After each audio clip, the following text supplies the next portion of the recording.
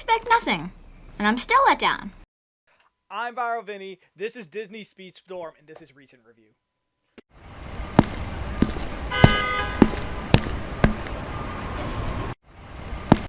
So, yeah, it's been a while since I've done like a recent review type video, and for those of you who haven't been following me and aren't aware of the distinction, typically with recent reviews, I want it to be very quick, off the cuff, just kind of more so first opinions than an actual review where I sit down and I critique and analyze and do all this other stuff. It's basically just like, hey, this is what I've been playing, here are my thoughts about this game, just really off the cuff. And normally I like to play games for a little bit. I like to at least, it's not a hard rule, but I like to at least beat the game before I discuss it in any video form. And the thing with Disney Speedstorm is, of course, by nature of it being a game-to-service, always online game, to no end, you can't really beat this game. So, I've had the game for about a week now. I've played a few hours of it, and I think I've gotten at least enough of a understanding of the game.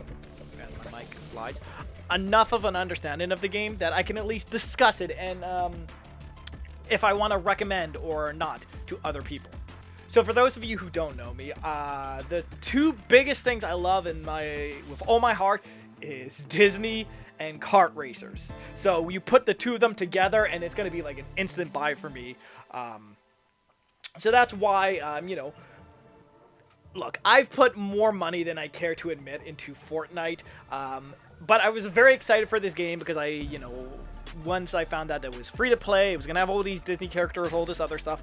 So I bought one of the founder packs just as like a kind of a show of good faith. Because again, every 3-4 months, I'll throw Fortnite $10-20 just as a little like complimentary. Like, hey, thanks for making a game I enjoy and keep updating, all this other stuff. And I want to put that same energy into Disney Speedstorm because I want to see this game go for years and years and add so much new content and DLC and all this other stuff. But something I didn't know until the last few days is that while the game is still free to play, the free to play version is not coming until the end of 2023, more likely 2024. So for the time being, this is it. If you don't pay the entry fee, you can't play this game. And I think that does kind of tweak my adjustment a little bit because, look, it's less than a week as of the time I'm recording this. This game is still so brand new. They're gonna add, they're gonna update, gonna do all this other stuff. So it's a very weird thing where if this was a free to play game, I would recommend it to people and I would say hey, go check it out, do a match or two, do all this other stuff. Tricked is not the right word, but if I had known that the free to play version wasn't coming until 2024, I might have waited. I haven't bought Disney Dreamlight Valley yet because I've been waiting for the free version. So judging Disney Speedstorm as itself, the core basic game is actually really fun. It's a blast to play. When I saw the initial trailers, I thought it was kind of silly how aggressive and aggro and angry all the characters were towards one of each other. But when you're playing the actual game, it is that aggressive and it is very, constantly keeping you on your toes. Where you can go from 1st to 8th to 5th to 1 to you're constantly hopping over the place, and it doesn't really feel like you're ever given an easy pass, or the game will challenge you. And then judging it just on the core basics, the cars are fun to handle, the drifting is great, the power-ups are very interesting because there's only there's a handful of them, but you can either just do a quick button press and it'll do a quick attack, or you can hold it and you can charge that attack and it'll have different effects, different properties, and things of that sort. The core gameplay, the minute-to-minute racing is really fun. The levels are beautiful, although they do kind of blend together where the game has this very unique system where there will be multiple paths and laps and different routes you can take depending on the mission or the level you're playing. So the good thing is that they reuse, like, you're never playing on the exact same track multiple times, but the problem is there's such slight variance. It's still the same theme, it's still the same map layout and whatnot, that you're still like, sure, instead of going left you went right, but like there's only so much freshness you can get out of that before the levels start to feel a bit repetitive. The core gameplay is fine, you know, it's decent. It definitely could be tweaked and here and there, but for the most part, if all you are looking for is a fun Disney racing game, this is what you are looking for. The good thing is that a lot of the unlockable and all the other stuff does not apply to local multiplayer. Like I'll get into it in a second, but you have to unlock different characters and their different car parts and all the other stuff. But when you're playing locally, you get the full access to all the characters available, which is great because that way you don't have to grind with the same 2 or 3 characters. The core gameplay is fun. It's just the package of everything else around it that kind of brings it down. So going into this, like I said, I knew, you know, I've played more than enough Fortnite, I've played Fall Guys, I've done Overwatch, like, I get how these games as a service goes. And I'm not going to judge the game solely off of, you know, the content for 1 week, but more so the framework of what it is. And the game is, you know, again, you have to remember that I'm playing the founder packs, which gave you 2 characters, some coins, you know, unlockables and whatnot. But like, if you were a new player playing this in 2024, let's say, and you know, you don't have that starting bonus, I can see this game being real grindy real fast, because they have so many different tokens and currencies and stuff for you to buy and spend money on. And the first one of that is the character tokens, where it's simple. Like, okay, if you want to play as Mickey Mouse, you have to earn Mickey Mouse tokens, and they can only be used on Mickey Mouse. And you just have to, and because I bought the founder pack, I got Mickey and Donald off by default. Now, there is a story mode type thing. It's basically just a beginner course, you know, and I did all the levels with Mickey, I did all the levels with Donald, playing those, unlocked Goofy, and then I hit this wall where the next character was Mulan, but I did not have Mulan. So they have these mini challenges that you can do where you can unlock different resources, different upgradables, things of that sort. So you can earn the Mulan tokens there, and that's what happened. Is it took me a little bit of grinding, maybe only like a day or 2, but I was able to unlock Mulan.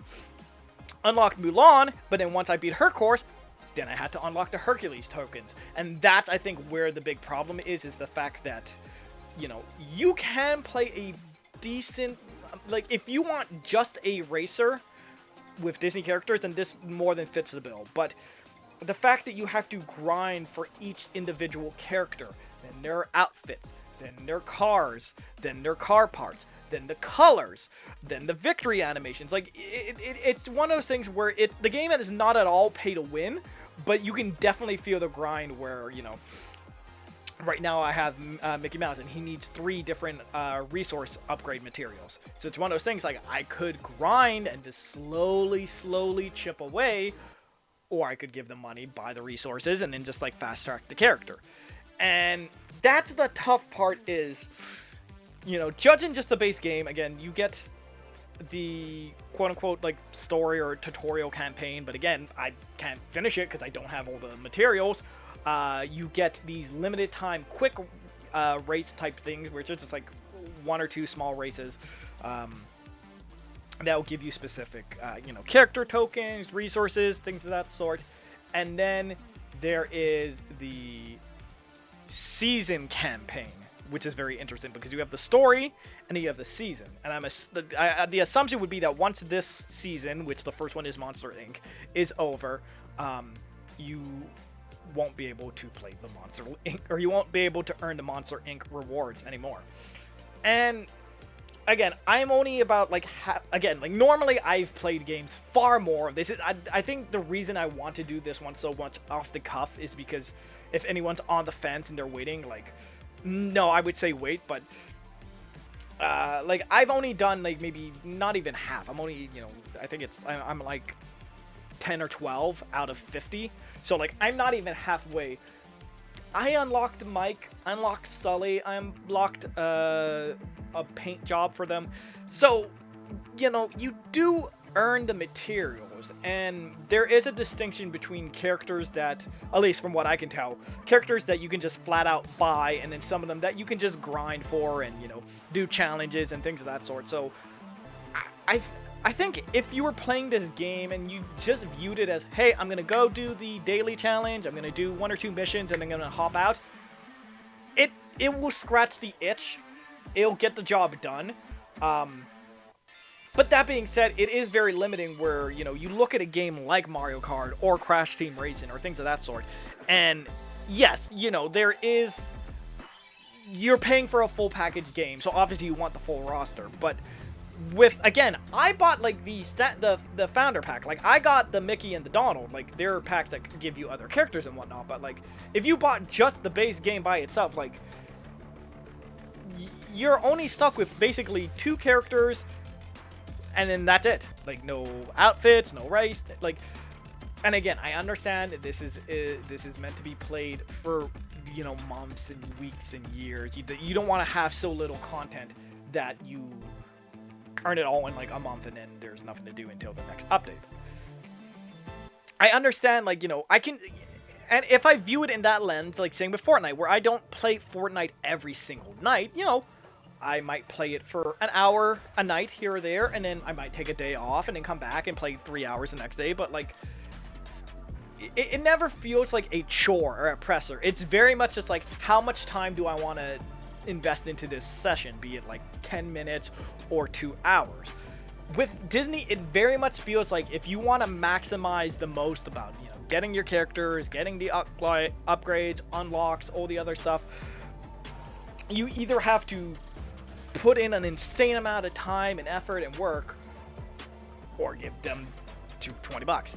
And I think that's the biggest, you know, where I'm so torn with this game right now. It's, again, the core basic gameplay, the minute-to-minute of playing as the, you know, the racers, going around the laps, doing this other stuff. I have a blast. The presentation is fantastic.